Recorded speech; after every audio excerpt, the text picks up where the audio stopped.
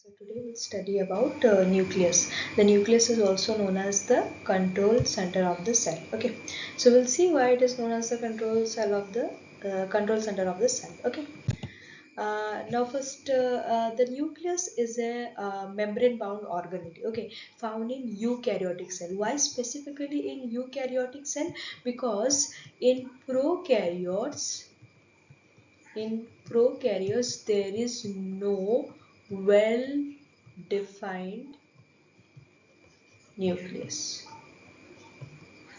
Okay, that's why the prominent membrane bound organelle, the nucleus is found in eukaryotic cell. Okay, now it contains the cell's genetic material, that is the DNA. That is the reason it is called as control center of the cell. Okay, because it basically contains the genetic material, that's the DNA, and it also carries out several cellular processes, which includes replication, or you can say transcription, otherwise translation. Okay, now it was discovered by Robert Brown in 1831. Okay. Now the location and shape. So in most of the animal cell, it is located centrally at the center region, and in most of the plant cell, it is present in the peripheral region. Okay. Now you can see this is the plant cell. Now here is the nucleus. Okay. Wait. Here is the nucleus. Now this is in the peripheral region, whereas here you can see this is the animal cell.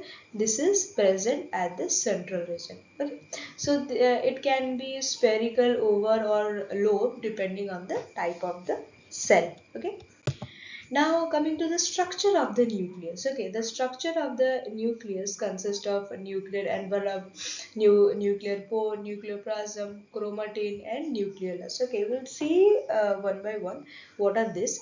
Now, like you can see the diagram. Okay, first is the nuclear envelope. Okay, now this black thing you can see, it is the nuclear envelope or nuclear membrane. These are double membrane structure. Okay, now what is the main function? The main function is it separates. Now what is this? This is a cell. Now this is the cytoplasm. Now this is the cytoplasm. So the main function of the double membrane envelope is it separates the nucleus from the cytoplasm. Okay. Then you can see you have certain gaps over here. These are the nuclear pore. What is the function of the nuclear pore? Of course, for transportation. Let it be, you can say, for example, mRNA or protein. Okay, so transportation of mRNA or protein takes place over here. What is nucleoplasm? Nucleoplasm is equivalent to cytoplasm. Okay, it's a gel-like structure which carries this other organelle like chromatin and nucleolus. Okay, now what is chromatin? Chromatin during cell division, it becomes condensed and form chromosome. Okay, so basically chromosome consists of DNA plus histone protein. Okay, now this histone protein is positively charged and DNA is generally negatively charged in nature. Okay, so they both are wrapped around and they form the condensed structure, that is the nucleosome. Okay, and what is nucleolus? Nucleolus is rich in RNA. Okay, the main function is to produce rRNA or ribosomal RNA. Okay, why? It helps in ribosome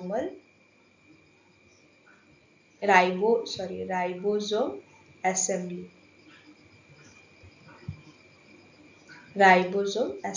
Okay, so this is all about the detailed structure of the nucleus and each of the functions. Okay. Okay, so it's written over here, nuclear envelope, double membrane separating the nucleus from the cytoplasm, as I said. Then you have nuclear pores, of course, for transportation of molecules, that is RNA, protein, etc. Then we have nucleoplasm and chromatin. Nucleoplasm, gel-like substance inside the nucleus. Then chromatin, DNA plus protein. Like I said, DNA is negatively charged and histone proteins are positively charged. Then forms, they get condensed into chromosomes during the cell division process. Okay. The nucleolus, as I said, is a dense structure inside the nucleus. Now, the site of ribosomal RNA, okay, basically synthesize the ribosomal RNA and helps in the assembly of the ribosome. So, basically, the main function of the nucleus is the assembly of ribosome, and that's why it is rich in RNA content, whereas nucleus is rich in DNA content. Okay. So this is about nucleus. Then we'll see the function of the nucleus. Considering the function of the nucleus, first is that it stores the genetic material, that's the DNA. Then controls cellular activities by regulating gene expression. That, as I explained, it includes several cellular activities like replication, transcription, and translation. Okay. Then directs protein synthesis through mRNA. Okay, it helps in the translation process also, and also it initiates cell division by either mitosis or meiosis. Next is the types of cells which have nucleus. Now, eukaryotic cells have a true nucleus, which we read all that organelles and the ultrastructure of the nucleus. But in case of prokaryotic cell, which I said earlier, they lack a true nucleus or a well-defined nucleus. Rather, they have nucleoid. Okay, so now the point is the similarities are that the nucleoid is also the control center of the prokaryotic cell, and it is also the genetic, it also carries the genetic material of the prokaryotic cell. Okay, but why then it is it's not considered as true nucleus? Because it lacks a proper membrane.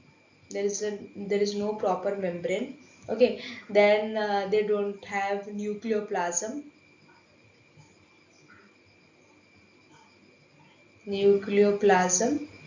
Then they don't have nucleolus.